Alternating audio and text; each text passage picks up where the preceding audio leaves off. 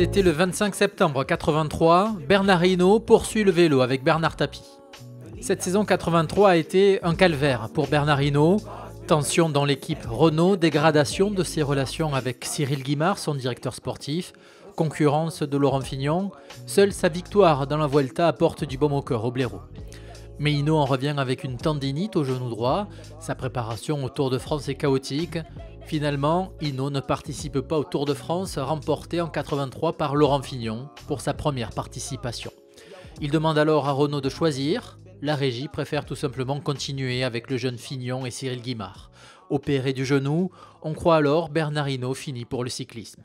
Mais dans les coulisses, le Breton veut prouver qu'il peut encore gagner. Il rencontre alors l'homme d'affaires Bernard Tapie, connu pour reprendre des entreprises en difficulté. Le courant passe tout de suite entre les deux hommes au fort caractère.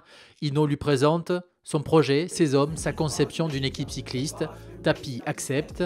Hinault annonce l'accord le dimanche soir dans l'émission Stade 2 sur Antenne 2.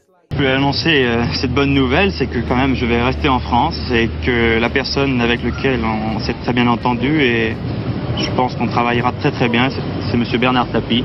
Bernard Tapie sponsorise l'équipe avec les entreprises qu'il détient, le nom de la formation, la vie claire, tout un programme.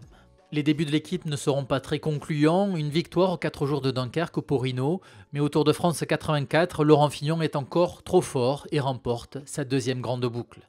En 84, Tapie renforce l'équipe avec un Américain qui monte, Greg LeMond. Hinault, LeMond, duo de victoire et de tension pour Bernard Tapie et la vie claire. Mais ça, c'est une autre histoire.